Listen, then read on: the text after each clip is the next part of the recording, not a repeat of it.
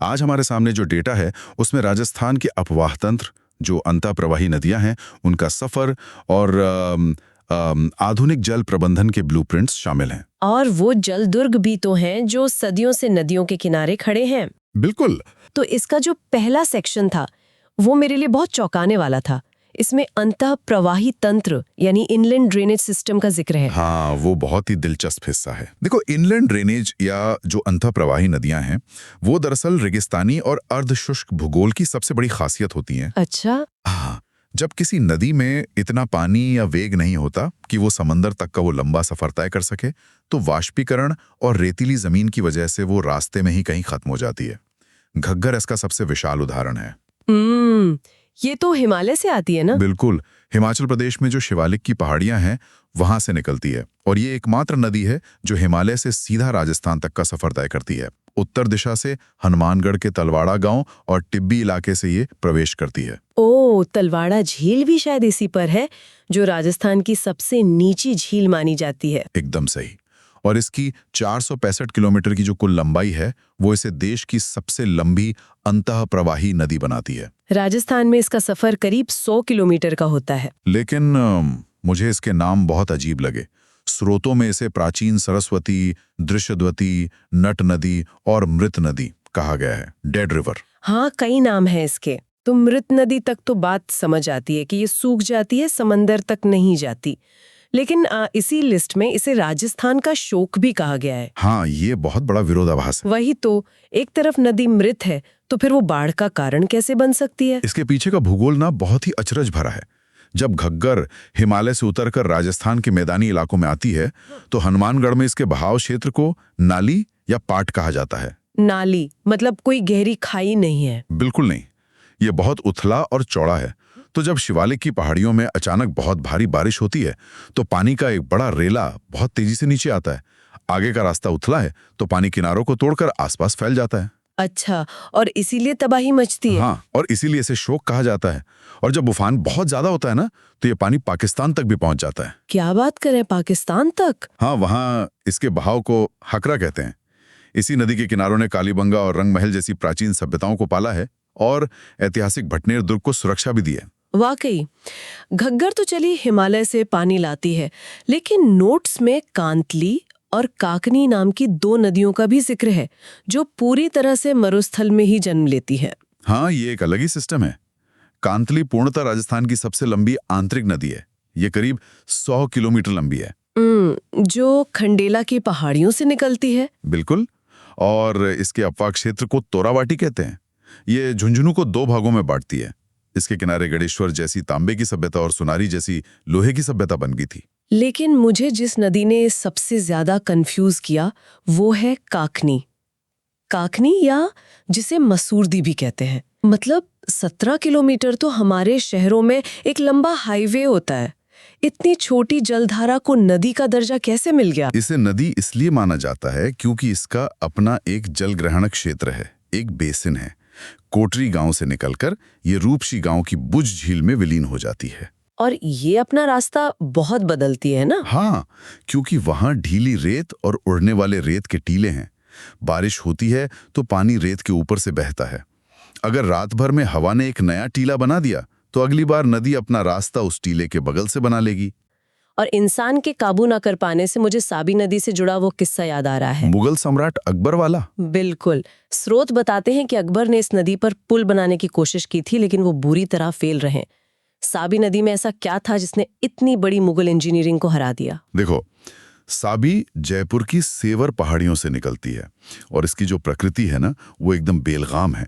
इसका catchment area चट्टानी है। तो पानी रिसता नहीं होगा जमीन में? बिल्कुल। बारिश होते ही सारा पानी ढलान से एक साथ तेजी से नीचे आता है। भयानक फ्लैश फ्लड आती है। अकबर के बनाए पिलर्स उस अचानक आए वेग को झेल ही नहीं पाए और बह गए। इंसान ने नदियों को अपने हिसाब से मोड़ने के तरीके भी तो खोजे हैं, जैसे भरतपुर की रूपारेल नदी का उदाहरण जो हमारे डेटा में है। हाँ, लसवाड़ी या वराह नदी जिसे कहते हैं, वो तो भरतपुर की जीवन रेखा है। इसके बहाव का जो क्रम है वो तो किसी आधुनिक मास्टर प्लान जैसा लगता है। मतलब रूपा रेल का पानी पहले सीकरी बांध में जाता है, फिर वहां से मोती झील, फिर सुजान गंगा नहर और अंत में लोहागढ़ दुर्ग की खाई में। ये प्राचीन इंजीनियरिंग का बहुत ही कमाल का उदाहरण है। लोहागढ़ को सुरक्षा के लिए पानी चाहिए था, पर अगर सीधे नदी को वहां जोड़ देते तो बाढ़ आ जाती, किला ही डूब जाता। सही कहा। इसलिए बीच में सीकरी बांध और मोती झील बनाए गए ताकि पानी का वेग शांत हो जाए। लेकिन इंजीनियरिंग का असर हमेशा अच्छा नहीं होता। हमारे पास एक नदी है बाणगंगा, जिसे अर्जुन की गंगा कहते हैं। इसके आगे एक शब्द लिखा है रुंडित नदी या बी-हेडेड रिवर। हाँ, ये बहुत ही चिंताजनक विषय है। वही तो, हम नदियों को जीवन देने वाला मानते हैं, तो किसी नदी का सिर कट जाना मतलब बी-हेडेड हो जाना, इसका क्या मतलब है? क्या ये हमारी दखलंदाजी का नतीजा है? बिल्कुल हमारी दखल अंदाजी का नतीजा है। रुंडित नदी उसे कहते हैं जो अपने प्राकृतिक मुहाने तक पहुंचने से पहले ही रास्ते में सूख जाए, मतलब मुख्य नदी तक पहुंच ही ना पाए। हाँ, बाणगंगा पहले सीधे जाकर यमुना में मिलती थी। इसके किनारे बैराट जैसी सभ्यताएं भी थीं, लेकिन वनों की कटाई और भूजल के दोहन की वजह से इसका पानी खत्म हो गया। और राम सिंह द्वितीय द्वारा बनाया गया जमवारम गढ़ बांध भी तो इसी पर है। सही कहा। एक समय था जब वहां गुलाब की खेती होती थी और उसे ढूंढाड़ का पुष्कर कहते थे, पर आज वो बांध और एक और लालपुर बांध दोनों सूख चुके हैं। नदी का सिर यमुना तक पहुंचने से पहले ही कट गया है। ये सच में बहुत हैरान करने वाली बात है। और अगर हम आज के शहरों की बात करें तो वहां भी ऐसे ही विरोधाभास है।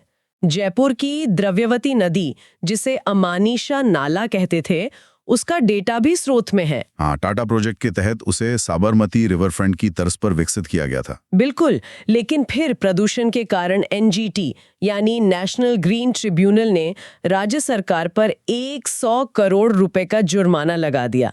किनारे सुंदर कर दिए हैं, पर पानी में गिरने वाला सीवेज वैसे का वैसा ही है। बिना पानी साफ किए रिवरफ्रंट का क्या फायदा? सही बात है। और इकोलॉजी की अनदेखी हमें अचानक बहुत बड़े झटके दे सकती है। जैसे बाड़मेर में नीमड़ा नदी का उदाहरण देखिए। कवास की बाढ़ वाला। हाँ, बाड़मेर जैसा एकदम सूखा इलाका, वहां 2006 में इस छोटी सी नीमड़ा नदी ने विनाशकारी बाढ़ ला दी। मतलब एक रेगिस्तान में बाढ़ कैसे आ सकती है? ये प्रकृति का सबसे बड़ा सरप्राइज है। वहां सिर्फ बारिश ज्यादा होना कारण नहीं था। कवास इलाके की जमीन के नीचे जिप्सम की एक बहुत सख्त और मोटी परत है। अच्छा, जो पानी को नीचे नहीं जाने देती। बिल्कुल। जिप्सम ने पानी सोखने नहीं दिया, तो जब नीमड़ा में पानी आया वो एक कटोरे की तरह सतह पर ही भर गया और भीषण बाढ़ आ गई। ओह, इसके अलावा हमारे पास कुछ छोटे लेकिन बहुत मजेदार आंकड़े भी हैं। जैसे उदयपुर की प्रसिद्ध पिछोला झील में गिरने वाली नदियां बुझड़ा और सीसारमा है, और जैसलमेर में रोहिणी नदी है। और अगर हम जिलों की बात करें तो सर्वाधिक नदियों वाला जिला चित्तौड़गढ़ है और संभाग में कोटा सबसे आगे है। और न्यूनतम नदियों में बीकानेर और चूरू, जहां कोई नदी ही नहीं है। हाँ, एकदम शून्य। अब वापस प्राचीन इतिहास की तरफ चलें तो सभ्यताओं का एक बड़ा मजेदार एग्जामिनर ट्रैप मुझे दिखा। जोधपुरा सभ्यता। हाँ, ये तो बहुत लोगों को कंफ्यूज करता है। नाम सुनते ही लगता है कि ये जोधपुर में होगी, लेकिन ये असल में कोटपुतली बहरोड जिले में साबी नदी बेसिन पर है। और वैसे ही लूनी बेसिन में बालोतरा के पास तिलवाड़ा सभ्यता है। आयड़ और बेड़च बेसिन में आहड़, बालाथल और नगरी सभ्यता है। नदियां ही तय करती थीं कि लोग कहाँ बसेंगे। और सिर्फ बसना ही नहीं, सुरक्षा भी।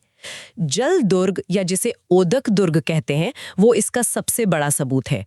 झालावाड़ का गागरोन दुर्ग। हाँ, वो काली सिंध और आहू नदियों के संगम पर है।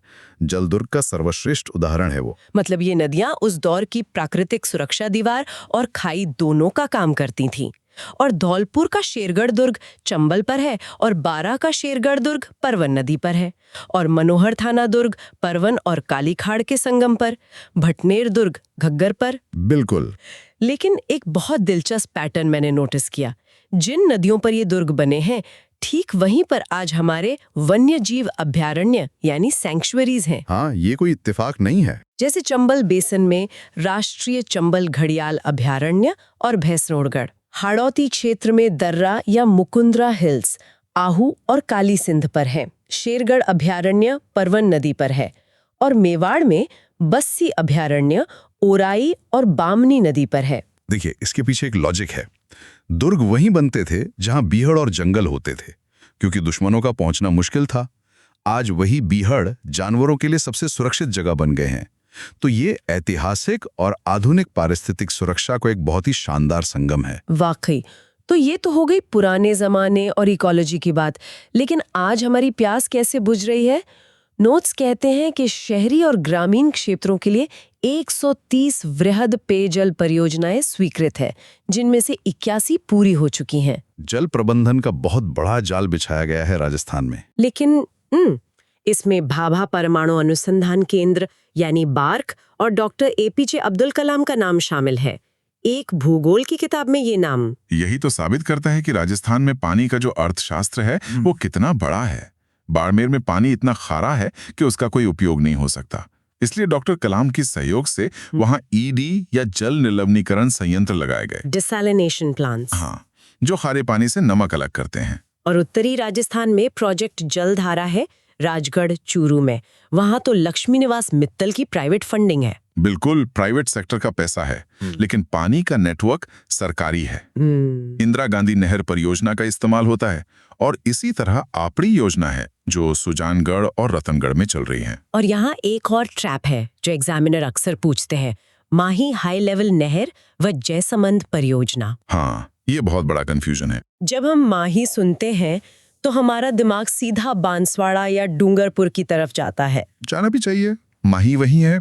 लेकिन असल में इस परियोजना का पानी राजसमंद झील में लाया जाएगा, तो लाभार्थी उदयपुर, चित्तौड़गढ़ और राजसमंद है। यही तो कैच है, नदी कहीं और है और उसका पानी लिफ्ट करके कहीं और ले जाया जा रहा है। और ऐसे ही किनारे बसे शहरों का महत्व भी है। पश्चिमी राजस्थान पूरी तरह से लूनी की सहायक नदियों जैसे सूकड़ी, मीठड़ी और जवाई पर निर्भर है।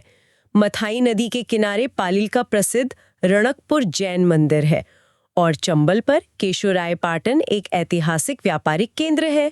नदियों के बिना इन शहरों का कोई वजूद ही नहीं था। बिल्कुल।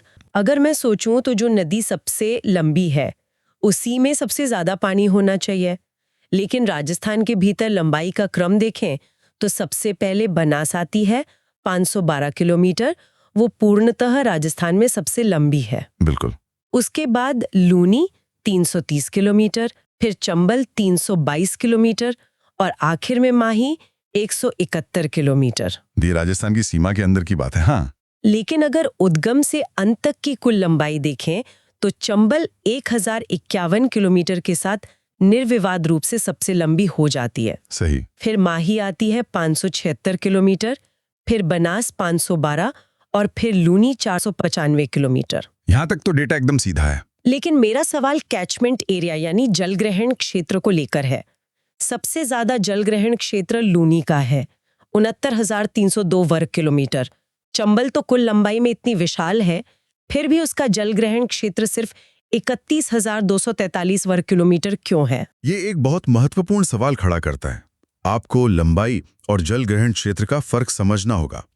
बनास आंतरिक रूप से हावी है, चंबल कुल लंबाई में राजा है, लेकिन लूनी कैचमेंट में सबसे आगे है। पर ऐसा क्यों? क्योंकि लूनी पश्चिमी मरुस्थलीय बेसिन में बहुत दूर तक फैलती है, चंबल एक गहरी घाटी में बहती है, तो आसपास का जो पानी उसमें आता है वो इलाका सीमित है।